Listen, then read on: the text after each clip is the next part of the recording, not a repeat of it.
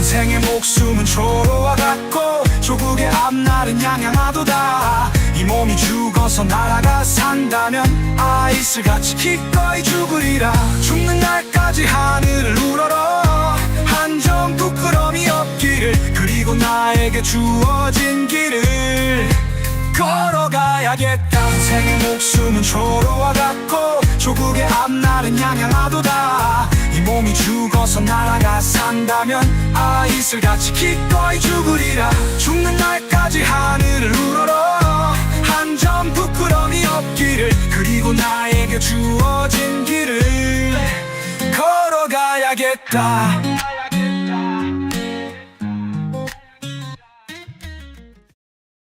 인생의 목숨은 초로와 같고 조국의 앞날은 양양하도다. 이 몸이 죽어서 나라가 산다면 아이슬같이 기꺼이 죽으리라. 죽는 날까지 하늘을 우러러 한 점 부끄러움이 없기를. 그리고 나에게 주어진 길을 걸어가야겠다. 어제 광주 오가면서 차 안에 있는 긴 시간 동안 이 노래 한 열 몇 차례 들은 것 같습니다. 들으면서 따라 부르기도 하고. 이 노래는 한 애국 청년이 잘 알려진 노래 충정가라는 노래의 가사에 1941년 윤동주의 서시를 더해서 노래로 만든 것입니다. 지난 기독교 역사 가운데 신앙을 꿋꿋이 지킨 크리스천들의 삶을 잘 묘사했다고 보여집니다. 사도 바울도 비슷하게 고백했죠. 나의 달려갈 길과 주 예수께 받은 사명, 하나님의 은혜의 복음을 증언하는 일을 마치려 하면은 나의 생명조차 조금도 귀한 것으로 여기지 아니하노라. 성경은 이렇게 나라를 마음에 품고 민족을 위해 기도하고 기도만 할 뿐 아니라 그걸 소명으로 받아서 결국 조국과 민족을 위해 자신의 삶을 바친 수많은 신앙인들을 보여주고 있습니다. 그 중에 한 사람 느헤미야를 생각하려고 합니다. 느헤미야 1장은요 우리에게 크게 두 가지를 보여줍니다. 첫째, 느헤미야는 자기의 조국과 다른 사람들에게 깊은 관심이 있었다. 느헤미야는 왕의 술을 따르는 관원이었습니다. 술 따른다고 하니까 왕 따라다니면서 그저 술 따르는 종업원 정도로 생각할 수도 있는데 이 당시 술 관원은 요즘의 대통령 비서실장에 버금가는 높은 지위였습니다. 페르시아 같은 대제국의 왕들은 항상 암살의 위험이 있었기 때문에 술 관원이 왕께 드리는 모든 음식과 음료를 사전에 검사하고 맛을 봤습니다. 공식 석상이나 사적인 자리에도 늘 데리고 다녔기 때문에 외모도 좋아야 돼요. 해박한 지식이 있어야 합니다. 세련된 매너, 탁월한 순발력, 그리고 긴급 상황에 왕을 지켜야 하기 때문에 무예도 뛰어나야 했습니다. 포로로 끌려와서 이민자 2세인데 이 정도면요 출세 끝판왕이 된 거죠. 그런 느헤미야가 조국과 민족의 안부를 묻습니다. 대제국 페르시아의 왕궁에 살면서 잘 먹고 잘 살고 있었는데 사랑하는 고향과 백성들을 잊지 않았습니다. 그는 성공했지만 그 성공에 오염되어 영성이 흐려지지 않았고 감정이 메말라 버리지도 않았습니다. 좋은 위치에 있으면서도 늘 자신의 조국과 민족을 가슴에 품고 있었습니다. 예루살렘 사람들, 내 동족이 어떻게 살고 있대요? 3절, 큰 환난을 당하고 모욕을 받으며 예루살렘 성은 허물어지고 성문들은 불탔다. 내가 이 말을 듣고 앉아서 울고 수일 동안 슬퍼하며 하늘의 하나님 앞에 금식하며 기도하였다. 자기 민족이 성벽도 없이 무방비 상태로 주위 민족들의 공격과 약탈을 당하면서 하루하루 간신히 비참한 삶을 살고 있다는 소식을 들으면서 느헤미야는 충격을 받습니다. 주저앉아 가슴을 치며 울었습니다. 어떤 사람이 무엇 때문에 우는가 하는 것은요 그 사람의 인격을 드러내죠. 느헤미야는 돈도 있고 권력도 있고 인간적으로 모든 것을 누리고 있지만 동족의 고통을 내일처럼 아파했습니다.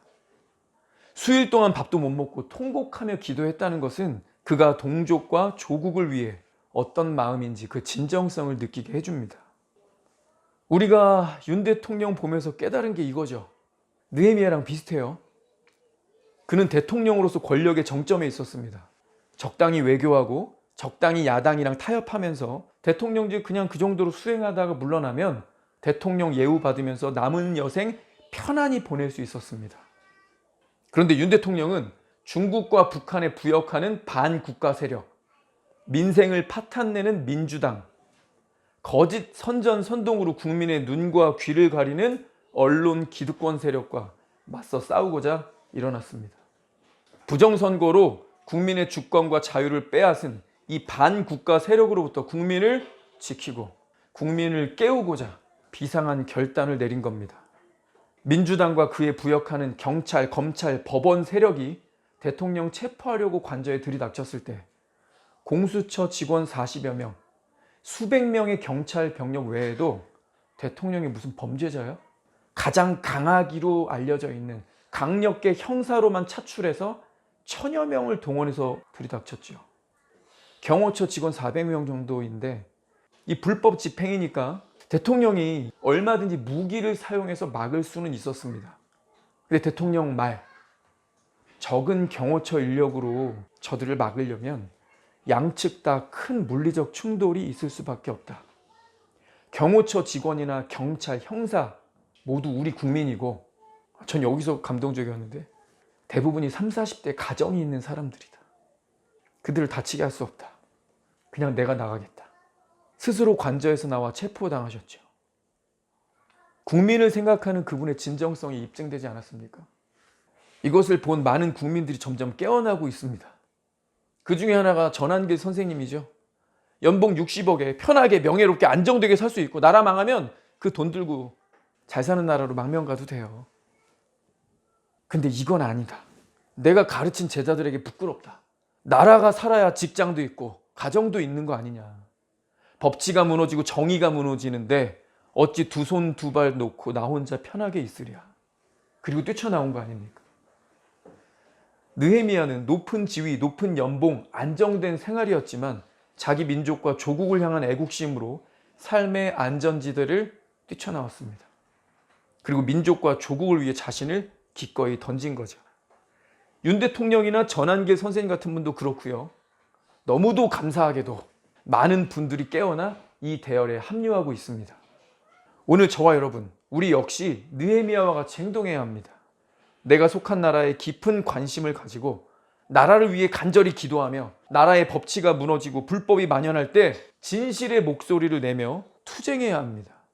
이건 지극히 성경적이고 참 크리스천에 마땅한 의무인 것입니다. 느헤미야에게 배우는 두 번째, 느헤미야는 하나님께 드리는 기도를 최우선, 제일 중심에 두었다. 느헤미야는 하나님께 드리는 기도를 최우선, 최중심에 두었다. 기도는 최후의 방법이 아니라 최초의 일이어야 한다. 기억하십니까? 교회 다니는 많은 사람들이 무슨 일이 생기죠?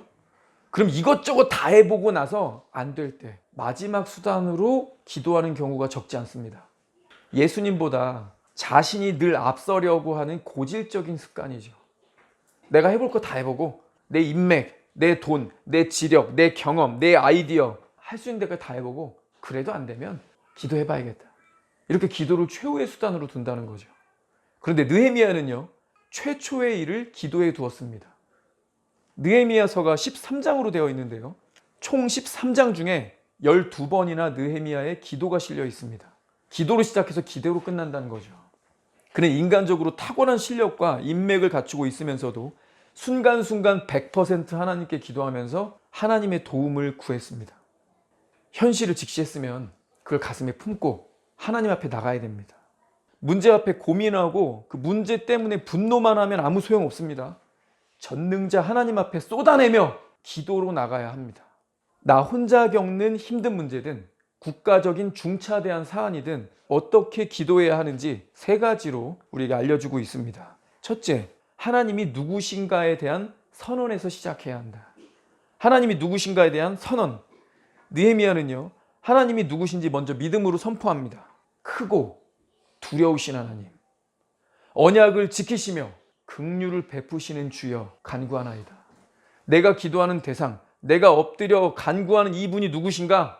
하나님은 크고 두려우신 분이고 한 번 말씀하시면 반드시 지키시는 분이고 우리를 불쌍히 여겨주시는 분이시다. 우리를 불쌍히 여겨주시는 분이다. 예배의 핵심은 하나님의 하나님 되심을 보는 것입니다. 오늘날 상황이 안 좋아서 세상이 강해서 힘든 게 아니에요. 하나님께 대한 깊은, 하나님께 대한 강렬한 묵상이 없어서 그런 겁니다. 하나님이 작아 보이니까 세상이 커 보이는 거죠. 우리가 문제의 크기에 압도당해 고민하고 걱정할 때에도 하나님은 당신의 일을 하십니다. 만군의 여호와께서 맹세하여 이르시되 내가 생각한 것이 반드시 되며 내가 경영한 것을 반드시 이루리라. 우리는 문제를 너무 깊이 생각하는 경향이 있는데 돌파구는 하나님께 대한 묵상, 하나님께 대한 믿음에 있습니다. 문제는 잠깐 보고 하나님을 깊이 생각합시다. 느헤미야가 보여주는 기도의 포인트 두 번째, 회개입니다. 6절 보면 이제 종이 주의 종들인 이스라엘 자손을 위하여 주야로 기도하오며 우리 이스라엘 자손이 주께 범죄한 죄들을 자복하오니 주는 귀를 기울이시며 눈을 여시사 종의 기도를 들으시옵소서. 느헤미야는 자기 민족의 죄를 고백하고 회개했습니다. 저는 지금이야말로 우리 한국 교회들이 조용하게, 정직하게, 진지하게 자신이 어떻게 살아왔는지를 직면하고 죄를 고백해야 할 때라고 믿습니다. 주님, 제가 너무 잘 먹고 잘 살아서 감사를 잊었습니다. 은혜가 반복되면 권리인 줄 안다더니 지금 제가 누리고 있는 이 모든 것이 그저 당연한 것인 줄 알아 조금이라도 불편한 일 생기면 쉽게 짜증내고 화를 냈습니다. 이 세상이나 세상에 있는 것들을 사랑하지 말라 하셨는데 틈틈이 시간 날 때, 시간이 넉넉하게 여유 있게 있을 때 저는 둘 다 말씀과 기도는 철저히 배제했습니다. 대신 스마트폰으로 안목의 정욕을 채우면서 세월을 낭비했습니다. 가늠하는 자들아 세상과 벗된 것이 하나님과 원수됨을 알지 못하느냐. 세상과 벗이 되고자 하는 자는 스스로 하나님과 원수되는 것이니라 하셨는데 제 안에 말씀이 없고 주중에 전혀 기도 없이 사는데 지장을 못 느끼는, 하나님과 동행함이 없는 저는 세상과 벗이었습니다. 일요일에 한 번 하나님을 면회 오듯이 종교인으로 전락한 저입니다. 내 삶에 하나님의 임재와 주님과의 동행함이 없습니다. 그리스도의 군사로 주님이 부르셨는데 총과 칼을 쥐고 영적 전투, 영적 싸움이 전혀 없는 저는 그저 관중으로 빠져 있습니다. 나라와 민족을 위한 기도, 이것은 본래 참 크리스천이 해야 할 의무인데 철저히 무관심하고 내 자신만 생각했습니다. 국경을 맞대고 있는 동포들은 매일 굶주림과 억압 속에서 짐승보다 못한 삶을 살고 있는데 그들에게 마음도 없고 기도하지 않았습니다. 간첩이 활개치고 반국가 세력이 나라를 좀먹는데도 그저 방관하고 무심했습니다. 제가 잘못했습니다. 제가 거룩하지 않았습니다. 하나님, 우리 민족 한국교회를 용서하여 주십시오. 우리가 지금 이렇게 회개하고 기도해야 될 때라는 거죠. 느헤미야는요, 우리나라가 썩었다, 소망이 없다 이렇게 욕만 하고 있지 않았습니다. 그는 민족의 죄를 자신의 죄인 것처럼 가슴에 쌓아안고 울면서 회개하고 기도했습니다. 기억합시다. 회복은 회개에서 시작합니다.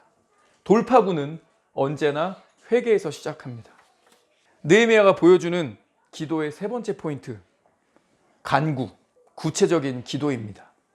11절, 주여 구하오니 귀를 기울이사 종의 기도와 주의 이름을 경외하기를 기뻐하는 종들의 기도를 들으시고 오늘 종이 형통하여 이 사람 앞에서 은혜를 입게 하옵소서. 느헤미야는 하나님의 적극적이고 자세한 도우심을 구합니다. 이 사람 앞에서 은혜를 입게 해달라 기도했는데 이 사람 누구예요? 자기가 모시는 왕이죠. 제가 하나님의 백성과 나라를 위해 일하려면 이 사람, 왕의 제가를 받아야 합니다.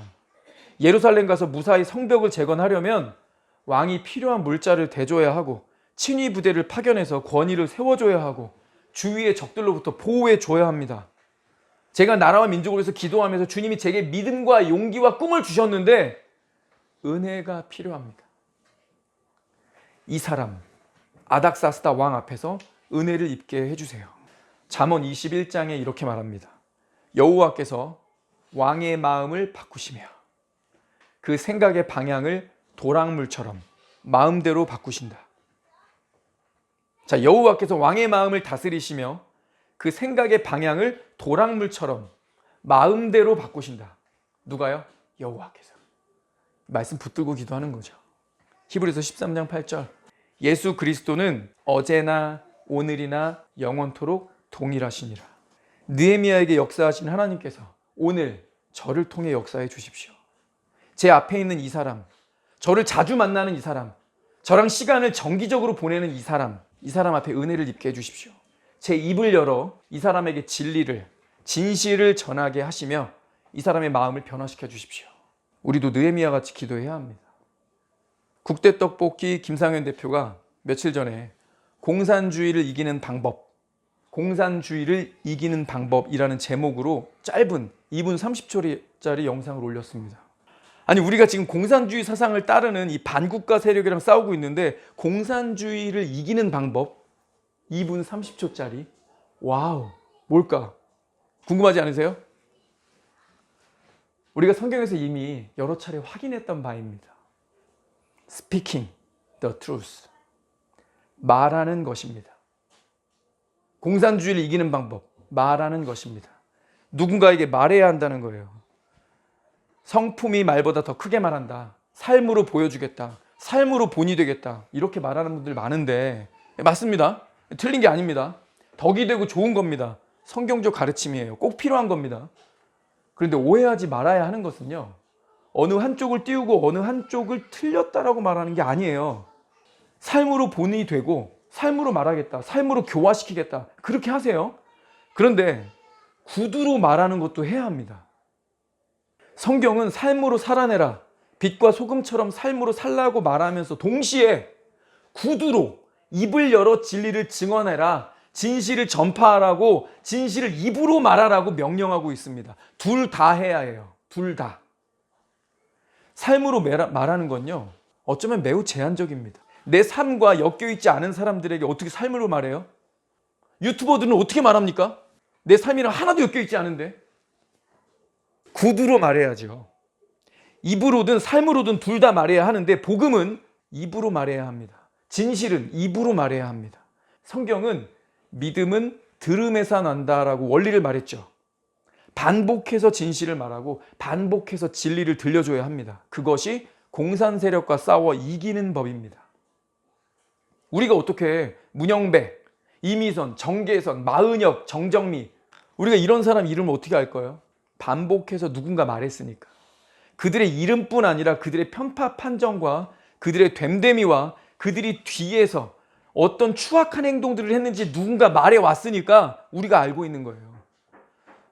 전한길 선생님은요, 자기 유튜브에서 말한 거, 부산연설에서 한 거, 대구연설한 거, 천안연설한 거, 그리고 그저께 국민변호인단에서 연설한 거, 내용이요 거의 똑같습니다. 헌법재판관에 대한 이야기가 주류를 이루고 있고 똑같은 얘기를 반복하고 있습니다. 왜일까요? 자신에게 맡겨진 이 마이크, 그리고 그 시간, 현장에 모인 사람들에게 동일한 것이지만 진실을 반복해서 말함으로써 사람들 머리에 각인시키는 거예요. 우리가 싸워야 될 적이 누군지를 명확하게 규정하는 겁니다. 기억 속에 인식되고 있어야 내 적이 누군지 뚜렷하게 보여야 그들이 무슨 짓을 하고 있는지, 내가 왜 그들과 싸워야 되는지를 정확한 정당성을 가지고 있어야 싸울 힘도 나고 끝까지 갈 수 있거든요. 반복해서 말하는 것, 그게 우리가 공산주의를 이기는 방법이라는 겁니다. 우린 느헤미야의 과정과 결과를 이미 알고 있잖아요. 느헤미야가 만약에 가만히 있었다면 어떻게 될까요? 아, 그저 삶으로 보이자, 삶으로 말하게 하자 이랬다면 어떻게 됐을까요? 왕이 그 모든 것을 내주지 않았을 것이고 예루살렘 성벽은 계속 불탄 채로 있었을 것이며 하나님의 성을 세우는 일이 시작도 안 됐겠죠. 느헤미야는 아마 왕궁에서 평생 술만 따르다가 죽었을 겁니다. 그럼 역사가 어떻게 일어나요? 결국 말했기 때문이죠. 입을 열어야 돼요. 삶으로 보이겠다, 인격으로 보이겠다, 내가 그냥 그들에게 덕이 되겠다, 이 생각만 가진 사람들은요 입을 열지 않습니다. 그것만 성경적이라고 생각하는 착각을 하고 있는 거예요. 성경은 둘 다 하라 그랬어요. 그리고 비중을 보면 사실 말이 더 많습니다. 우리가 삶으로 꾸준하게 정기적으로 보일 수 있는 건 사실 가족이에요. 직장에 있는 몇몇 일부 동료일 뿐입니다. 근데 그들에게도 결국 입을 열지 않으면요, 그들을 복음과 진리 앞으로 이끌어낼 수가 없습니다. 그래서 성경은 끊임없이 말씀을 전파하라. 때를 얻든지 못 얻든지 season and out of season 둘 다 speaking, 말하라고 얘기하고 있습니다. 느헤미야는 기도하면서 믿음과 용기를 하나님께 받았고요. 결국 하나님의 은혜를 구하면서 왕 앞에 나아가 말했습니다. 말하고 또 말하는 것. 우린 반복해서 말해야 합니다. 그들에게 기억하게 하고 인식시켜 주면서 내 주변에 하나 둘씩 마음이 바뀌고 생각이 바뀌고 전향하면서 우리 세력이 커지고 그렇게 승리하는 것이죠. 그라운드씨 영상에 청년 한 분이 댓글을 이렇게 달았습니다. 저는 갓 고등학교 졸업한 20세 청년입니다. 오랜만에 중학교 동창들 만나서 이야기하는데 제가 비상계엄 관련한 이야기를 하면서 민노총의 북한 간첩 사건, 공무원의 군사 기밀 유출로 인해서 블랙 요원들 숙청 사건, 중국인들의 국가 기밀 시설을 드론 촬영한 것 등등 대한민국이 현재 간첩들한테 먹히고 지금 먹히기 일보 직전이다라고 말하니까 친구들은 21세기의 간첩이 어딨냐며 제 말을 믿지 않더군요. 제가 그와 관련한 뉴스 기사들을 보여주니 그때야 믿고 경악을 금치 못하더군요. 저는 느꼈습니다. 좌편향된 교육을 받고 언론의 거짓말을 접하면서 청년들은 대한민국의 심각성을 인지하지 못하고 있다는 점을요. 그래도 윤 대통령의 비상계엄으로 청년들이 하나둘씩 생겨나고 민주당의 패악질을 알게 된 것만으로도 엄청난 변화입니다. 추운 날 집회 참가해 주시고 온 오프라인 안 가리고 목소리를 내주시는 분들 덕분에 자유민주주의를 지켜나갈 수 있는 것입니다. 정말 얼마 안 남았습니다. 끝까지 다들 힘내주세요. 이 청년에게는 동창회에서 만난 친구들이 느헤미야가 기도했던 이 사람이죠. 하나님, 동창 친구들 만났는데 오랜만에 만나는데 제가 이 사람들 앞에 은혜를 입게 해주십시오. 제가 입술을 열게 해주십시오. 제게 용기를 주십시오. 그리고 저들의 마음을 터치해 주셔서 저들이 이 진실을 확인하고 생각이 흔들리고 마음의 변화가 일어나게 해주십시오. 우리도 동일하게 한 사람을 마음에 품고 느헤미야와 같이 기도하고 또 나아가서 실제 입을 열어 증거합시다.